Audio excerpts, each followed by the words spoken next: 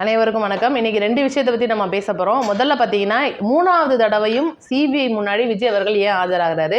இதுக்கு முன்னாடி 2 தடவை ஆஜராயிருந்தாங்க அந்த கரூர் சம்பவத்துக்காக. அதோட அவ்வளோதான், தமிழக வெற்றிக் கழக சைட்லேருந்து எல்லாருக்குமான அந்த விசாரணை முடிந்ததுன்னு சொன்னாங்க. ஆனால் பார்த்தீங்கன்னா திரும்பவும் சிபிஐ விஜய் அவர்களுக்கு சம்மன் அனுப்பி அன்னைக்குங்க கட்சி மூலியமாக நேர்காணல் நடத்திருந்ததால் அதுக்கப்புறம் 15ஆம் தேதி நான் ஆஜராகிறேன்னு சொல்லி இன்னைக்கு ஆஜராக போகிறாரு. அதுக்காகவே நேற்று ஈவினிங்கே பார்த்தீங்கன்னா டெல்லிக்கு கிளம்பியிருப்பாங்க. இந்த ஒரு டீட்டெயில்டை பற்றி நம்ம தெளிவாக பேச போகிறோம். அதுக்கப்புறம் பார்த்தீங்கன்னா நம்ம ஆதவ அர்ஜுனா பத்த வைத்த நெருப்பு ஒன்று அப்படின்னு சொல்லுவோம்ல, அந்த ஒரு விஷயத்தை பற்றி நம்ம தெளிவாக பேச போகிறோம். ஃபர்ஸ்ட் நம்ம இந்த சிபிஐ விஷயத்துக்கு வருவோம். சிபிஐ முன்னாடி இன்னைக்கு விஜய் அவர்கள் ஆஜராகிறதுக்கு காரணம் என்ன? ஏன்னா ஆல்ரெடி முடிஞ்சதுன்னு சொன்ன ஒரு விஷயத்த திரும்பி குப்பை மாதிரி கிளறதுக்கு காரணம் என்ன அப்படின்றத நம்ம டீட்டெயில்டாக பார்ப்போம். இப்போ பார்த்தீங்கன்னா இதுக்கு முன்னாடி 2 தடவை ஆஜராயிருப்பாங்க. முதல் நாள் 6.5 மணி நேரம், 2வது நாள் ஒரு 6 மணி நேரம், 5 மணி நேரம் விசாரணை பண்ணியிருப்பாங்க. முக்கியமாக கான்ட்ரவர்சியான கேள்விகள் தான் கேட்கப்பட்டது. விஜய் அவர்கள் ஏன் லேட்டாக வந்தார், அந்த கூட்டத்துக்குள்ளே லேட்டாக வந்ததும் இவ்வளோ கூட்டம் இருந்தும் தெரிஞ்சும் ஏன் உரையை தொடர்ந்தாங்க, ஒரு குழந்தை காணாமல் போனதுக்கு அப்புறமாவும் பேசுனதுக்கு காரணம் என்ன, ஆம்புலன்ஸ் போனதுக்கு அப்புறமும் பேசுறதுக்கு காரணம் என்னன்னு சொல்லிட்டு பல்வேறு கேள்விகள் முக்கியமான கேள்விகளாக இருந்துச்சு. இது பார்த்தீங்கன்னா 2 நாட்களும் நடந்த ஒரு விசாரணையில் வாக்குமூலமாக பெறப்பட்ட அந்த பதில்கள் தான் இன்னைக்கு நடக்க போகிற அதே விசாரணையிலே வருதா அப்படின்றத ஃபஸ்ட்டு பார்ப்பாங்க. நான் உங்களுக்கு ஏற்கனவே சிபிஐ என்னெல்லாம் பண்ணுவாங்கன்னு சொல்லியிருக்கேன். இப்போ நம்ம ஒரு கேள்வி கேட்கும்போது சிபிஐ முன்னாடி உட்காந்து பதில் சொல்லும்போது அவங்க பதில் மட்டும்தான் எதிர்பார்ப்பாங்களா அப்படின்னு கேட்டிங்கன்னா கிடையவே கிடையாது. நம்மளோட உடல் அசைவுகள், அந்த கண்ணு அங்கிட்டு இங்கிட்டு ஆடுறது, அதெல்லாம் அவங்க டீட்டெயில்டாக பார்ப்பாங்க. இது ஒரு பக்கம். நான் ஏற்கனவே தெளிவாக இப்போ சிபிஐ பேசுறது, கேள்வி கேட்குறது, இதை பற்றி நம்ம ஏற்கனவே நிறைய பேசியிருக்கோம். இப்போ பார்த்தீங்கன்னா விஜய் அவர்கள் நேற்று ஈவினிங் போனதுக்கு காரணம் என்ன அப்படின்றது, நிறைய பேர் என்டியோட கூட்டணி பேசுறதுக்கு தான் போறாரு, பார்த்தீங்கன்னா அமித்ஷாவை சந்திக்கிறதுக்கு வாய்ப்பு இருக்கு, இந்த தடவை கண்டிப்பாக டிவிக்கே ஏடிஎம்கேவோட அலையன்ஸ் வைக்க போகிறாங்க, என்டியோட தான் ஜாயின் பண்ண போகிறாங்கன்னு பல்வேறு வகையான நியூஸ்கள் இன்னைக்கு பயங்கரமாக ரூமராக பரவிட்டு இருந்தா கூட அதை பற்றி டீட்டெயில்டு என்ன அப்படின்னா, இப்போ சிபிஐ அலுவலகம் இருக்கிறதுக்கு 1/2 கிலோமீட்டர் முன்னாடி தான் விஜய் அவர்கள் தங்குற அந்த ஒரு நட்சத்திர விடுதி இருக்குது. அதுக்கு இன்னைக்கு போகிறதுக்கான காரணம் பார்த்தீங்கன்னா அவங்களோட வழக்கறிஞர், அதாவது இந்த வழக்கு சம்மந்தப்பட்ட டெல்லி வழக்கறிஞர்கள் இருப்பாங்கல்ல, அந்த டீட்டெயில்டாக அவங்களுக்கான ஒரு விசாரணை, அவங்களுக்கான ஒரு இப்போ நம்ம இப்போ ஒரு வழக்கறிஞரை சந்திக்க போகிறோம்னா அவங்க என்னெல்லாம் சொல்லுவாங்க அப்படின்றத அவங்கள்ட்ட டீட்டெயில்டு கேட்கறதுக்கு, இது இன்னைக்கு இங்கே நடக்க அந்த சம்பவத்தை அந்த சிபிஐ ஆஃபீஸ்க்குள்ளே என்னெல்லாம் கேட்பாங்க அதுக்கான ஒரு டீட்டெயில்டு, அவங்களுக்கான அந்த கொஸ்டின் அதெல்லாம் நிறைய இருக்குது அப்படின்றதுக்காகவும் அந்த வழக்கை பற்றியும் விசாரணை பண்ணுறதுக்காகவும் தான் முன்னாடியே போனதுக்கு காரணம் நான் ஏற்கனவே சொல்லியிருப்பேன். இது பார்த்தீங்கன்னா நிறைய பேர் என்டியோட ஜாயின் பண்ண போகிறாங்க, அதான் கூட்டணி பேசுறதுக்கு தான் நீங்கள் சிபிஐ வர சொல்லியிருக்கு, இது முழுக்க முழுக்க அமித்ஷாவின் கட்டுப்பாட்டில் தான் இயங்குது அப்படின்ற மாதிரிலாம் ஒரு ரூமர் பரவிட்டு இருக்கு. அதுக்கு முற்றிலும் தமிழக வெற்றிக் கழகமும் சரி, அங்கிட்டு இருக்கிற பிஜேபியும் சரி எதிர்க்கிறாங்க. இது ஒரு மேட்டரே கிடையாதுங்க, இது என்னங்க விசாரணை தானே அப்படின்றது ஈஸியாக கடந்து போயிடவும் முடியாது. ஏன் அப்படின்னா இந்த ஒரு சிபிஐ வழக்கு கரூர் சம்பவத்தில் விஜய் அவர்கள் இன்ன வரைக்கும் சாட்சியாக தான் சேர்க்கப்பட்டிருக்கிறாரு. இது போக செந்தில் பாலாஜி அவர்களுமே சாட்சியாக தான் சேர்க்கப்பட்டிருக்காரு. இது எல்லாருக்குமே தெரியும். ஆனால் கூட நிறைய பேர் இன்னைக்கு இப்போ செந்தில் பாலாஜி ஆஜராகிறதுக்கே பயந்துட்டு இருந்தார், நம்மளே பார்த்துருப்போம். அதுக்கப்புறம் 17ஆம் தேதி மருத்துவரோட போய் ஆஜராகிறதா சொல்லிட்டு இருக்காங்க. இது இருக்கட்டும், அது நம்மளுக்கு தேவையே கிடையாது. இப்போ பார்த்தீங்கன்னா தமிழக வெற்றி கழக சார்பில் இருந்து அந்த பஸ்ஸோட டிரைவர், 2ஆம் கட்ட தலைவர்கள், அந்த கரூர் மாவட்ட செயலாளர்கள், அந்த கரூரில் அன்னைக்குங்க பாதுகாப்பில் இருந்த அந்த ஒரு ஆய்வாளர்கள் முதற்கொண்டு எல்லாருமே, அந்த தேவநாயகம் நினைக்கிறேன், அவர் எல்லாருக்குமான கேள்விகள் முடிந்தது. அதே பதில்கள் தான் திரும்ப வருதான்றதை பார்த்து தான் அவங்க குற்றப்பத்திரிகை தாக்கல் பண்ணுவாங்க. இதுக்கு தான் இந்த ஒரு சிபிஐ அப்படின்றது. இது பார்த்தீங்கன்னா நாளைக்கு வரைக்கும் தொடரும் அப்படின்னு சொல்லியிருக்காங்க. என்ன டீட்டெயில் அப்படின்றது ஈவினிங்குள்ளே தெரிஞ்சிடும். இப்போ இந்த சிபிஐ மேட்டரை அப்படியே ஒதுக்கி வச்சுட்டு நம்ம ஆதவ அர்ஜுனா பிரச்சனைக்கு வருவோம். இப்போ பார்த்தீங்கன்னா தமிழகத்தில் அதிக போதை பிரச்சனை, பாலியல் பிரச்சனை அதிகம் இருக்குது. அது போக தமிழக வெற்றி கழக சைடில் மக்கள்கிட்ட தலைவரை கொண்டு போய் சேர்க்க விடாமல் அதிக எஸ்ஓபியை போட்டு தடுக்கிற விதமாக ஒரு கண்டன ஆர்ப்பாட்டம் பார்த்தீங்கன்னா நடந்திருக்கும். அந்த கண்டன ஆர்ப்பாட்டத்தில் ஆதவ அர்ஜுனா பயங்கரமாக பேசிகிட்டு இருக்கும்போது ரஜினியை பற்றி ஒரு வார்த்தை சொல்லிட்டாரு. ரஜினி அவர்கள் அரசியலுக்கு வரேன்னு சொல்லிட்டு வராமல் மன வலிமை இல்லாமல் போயிட்டு திரும்ப பார்த்தீங்கன்னா விஜய் அவர்கள் அப்படிலாம் இல்லாமல் சொன்ன மாதிரி வந்துட்டாரு. இன்னைக்கு 26 சட்டமன்ற தேர்தலை சந்திக்கிறதுக்கு கட்சி ரெடி ஆகிட்டு இருக்கு அப்படின்னு சொல்லி ஒரு டீட்டெயில்டாக சொல்லியிருப்பாரு. இது பார்த்தீங்கன்னா ரஜினி ரசிகர்களிடையே பயங்கரமாக கொந்தளிப்பா, என்ன எங்கள் தலைவருக்கு மனவலிமை இல்லையா, யார் சொன்னா அப்படின்னு சொல்லிட்டு பயங்கரமாக இன்னைக்கு கான்ட்ரவர்சியாக போயிட்டு இருக்கு. இதுக்கெல்லாம் காரணம் எங்கே இருக்குது அப்படின்னு கேட்டிங்கன்னா, முதல்ல ஆதவ அர்ஜுனா சொன்னது உண்மைதானா அப்படின்றத நம்ம பார்க்க வேண்டியிருக்கு. ஆதவ அர்ஜுனா சொன்னது முழுக்க முழுக்க உண்மைதான். என்னன்னா இன்னைக்கு கரூர் சம்பவம், இது ரஜினி அவர்களோட விஷயத்தில் கமல் பிரச்சனை ஒன்று நடந்துச்சு, ஏற்கனவே தெரியும். இப்போ கமல் என்ன சொல்லியிருக்காருன்னா, ரஜினி அரசியலுக்கு வரும்போது மல்யுத்த வீரர் ஒருத்தர் மைதானத்துக்குள்ளே வந்துட்டார் அப்படின்னா அதை கண்டிப்பாக கண்டிப்பா சண்டை போட்டு தான் ஆகணும். அதுக்கப்புறம் பாதியில போறது வந்து வீரனுக்கு அழகு இல்லை அப்படின்ற ஒரு வசனத்தை முன் வச்சிருப்பாரு. அதே வசனம் தான் வந்து ஆதவர்ஜுனா சொன்னது. வந்துட்டோம் முழுசா நனைஞ்சிட்டோம், அதாவது பாதி நனைஞ்சிட்டோம் முழுசா நனைகிறதுக்கு என்னன்னு சொல்லுவாங்கல்ல, அதுதான் மேட்ரு.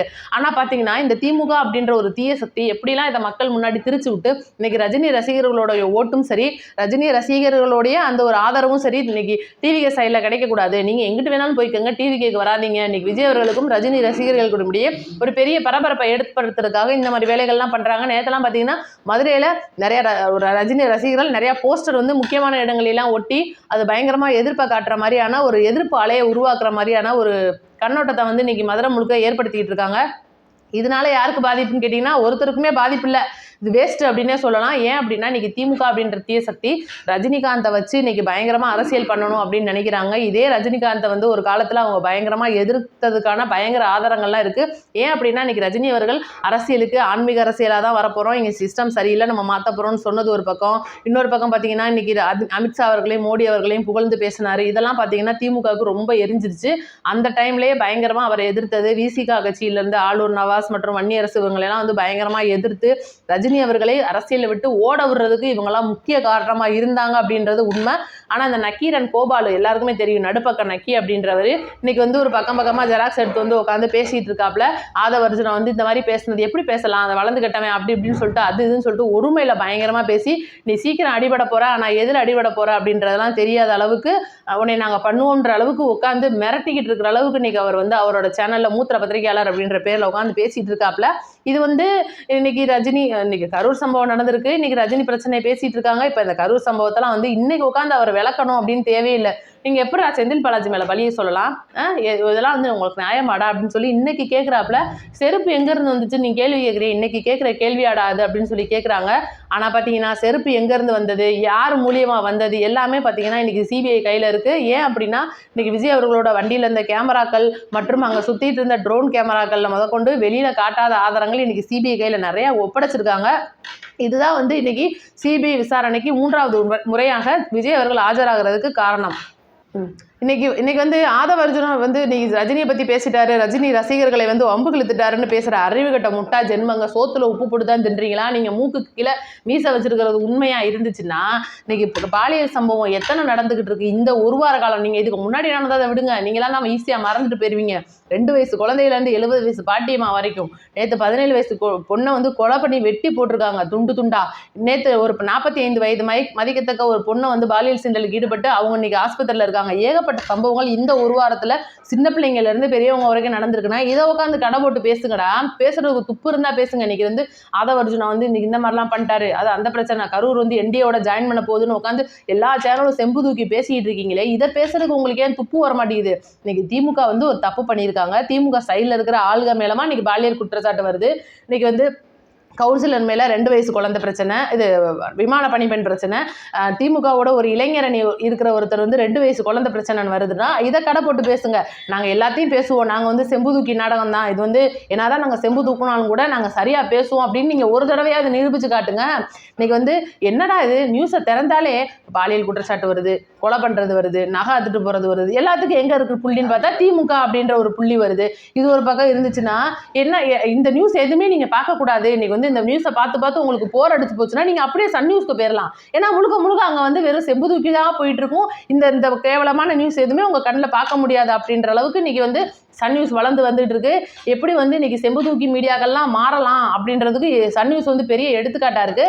அதையும் மீறி இன்னைக்கு பாலிமர் நியூஸ் அப்படின்ற ஒரு சேனல் தான் நான் ஏற்கனவே சொன்ன மாதிரி ஆதவர்ஜுனா போய் அந்த பாலியல் குற்றச்சாட்டுக்கு ஆளான அந்த குடும்பத்துல அந்த பாலியல் சீண்டலுக்கு ஆனான அந்த குழந்தையோட வீட்டுக்கு போயிட்டு ஆறுதல் சொல்லிட்டு வந்திருக்காரு. இதையே யாருமே பேச மாட்டேன்றீங்க. இன்னைக்கு வந்து ஆதவர்ஜுனா முதல்வரையே வந்து பேட்டிக்கு கூப்பிடுறாரு, நேருக்கு நேரா உட்காந்து பேசுன்றாரு அப்படின்னு சொல்லி அவருக்கு தெம்பருக்கு கூப்பிடுறாரு. உனக்கு தெம்பு இருந்தா நீ போய் பேசு, இல்லை முதல்வரை போய் பேச சொல்லு.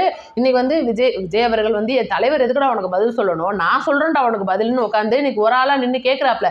அதே ஆதவர்ஜுனா இன்னைக்கு வந்து துப்புரவு பணியாளர் பிரச்சனைக்கு ஆளா நின்றுருக்காரு. இன்னைக்கு செவிலியர் பிரச்சனையில போய் நைட்டா ஃபுல் அண்ட் ஃபுல் வந்து அந்த கிளாம்பகம் பேருந்து நிலையத்தில் உட்கார்ந்து இருந்திருக்காரு. தூத்துக்குடியில நடந்த சம்பவத்துக்கு இன்னைக்கு கனிமொழி அவர்கள் விரட்டப்பட்ட அதே ஊருக்கு அவங்கள விரட்டி அடிச்ச அரை மணி நேரம் கொஞ்ச நேரத்துல எனக்கு ஊர் மக்கள்லாம் சேர்ந்து அவரை கூட்டிட்டு போய் அவங்க வீட்டுல உட்கார வச்சு பேச வச்சிருக்காங்க அப்படின்னா இதெல்லாம் உங்களுக்கு துப்பு இருந்தால் பேசுங்கடா. இன்னைக்கு தமிழக வெற்றி கழகத்துக்கு மக்களிடையே எவ்வளோ பெரிய ஆதரவு இருக்குது அப்படின்னு நீங்கள் வெளியில் காட்டக்கூடாது. எப்படியாவது இதை முடிச்சு விட்டுறணும். ரஜினி ரசிகர்களுடைய பெரிய பஞ்சாயத்தை ஏற்படுத்தி விட்டு இன்னைக்கு ரஜினியை கூப்பிட்டு வந்து வச்சு, ஏன்னா இவங்க எதுக்கு தள்ளப்படுறாங்க அப்படின்றத நீங்கள் முதல் யோசிச்சு பாருங்க. இன்னைக்கு ரஜினி வந்து இந்த மாதிரி டேபிளை போட்டு உட்காந்து பேசணும், என்னுடைய ஆதரவு திமுகவுக்கு தான் அப்படின்னு சொல்ல வைக்கிறதுக்கு இவங்க என்னெல்லாம் பண்ணுறாங்கன்னு பாருங்க. அவரும் பார்ப்போம் என்னதான் பண்ணுறாப்புல. இன்னைக்கு ரஜினிகாந்த் அவர்களுக்கே தெரியும். இன்னைக்கு வந்து இந்த திமுக அப்படின்ற ஒரு ஆட்சி மீண்டும் தொடர்ந்துச்சு அப்படின்னா, இன்னைக்கு திரைப்பிரபலங்களை எடுத்துக்கோங்க, எவ்வளோ பெரிய திரைப்பிரபலங்கள் வந்து இன்னைக்கு நடிச்சிட்டு இருக்காங்க, எவ்வளவோ படங்கள்லாம் ரிலீஸ் ஆகுது. ஆனால் இன்னைக்கு திரைத்துறை படுத்துருச்சுன்னே சொல்லணும். காரணம் ஏன்னா நீங்கள் தான் இன்னைக்கு வந்து ஜனநாயகன் படம் வந்து வரல அப்படின்றதுக்காக இன்னைக்கு டிவிக்கோட வாரியர்ஸ் எல்லாருமே நாங்கள் தேட்டருக்கு போக மாட்டோம்னு சொல்லி ஒரு படத்தை ஃப்ளாப் பண்ண ஒரு வரலாறுலாம் இருக்குது. இதெல்லாம் கண்டிப்பாக வரலாறு பேசும் அப்படின்னும் போது இன்னைக்கு அடுத்தடுத்த நடிகர்கள் வெளியில் வந்துட்டு இன்னைக்கு செம்புக்கியாக நீங்கள் மாறிட்டு இருக்காங்க. திமுக முழுக்க திரைப்படங்கள் மற்றும் நடிகைகளை வச்சு நீங்கள் டிவிக்கு தலைவர் விஜய் அவர்களுக்கு என்னெல்லாம் பேர் அசிங்கமான பேர் கொடுக்க முடியுமோ இன்னைக்கு பார்த்திபன்லேருந்து 7.5 முக வரைக்கும் பேசுகிறாங்கன்னா காரணம் என்ன யோசிச்சு பாருங்க. இதே சம்பவம் இன்னைக்கு ரஜினிக்கு நடந்துச்சா அப்படின்னு கேட்டிங்கன்னா, அவர் அரசியல் வரும்போது நடந்துச்சு. அவர் அவ்வளோ தூரம் வந்து அவர் குடும்பத்தை வரைக்கும் அசிங்கமா பேசினாங்க.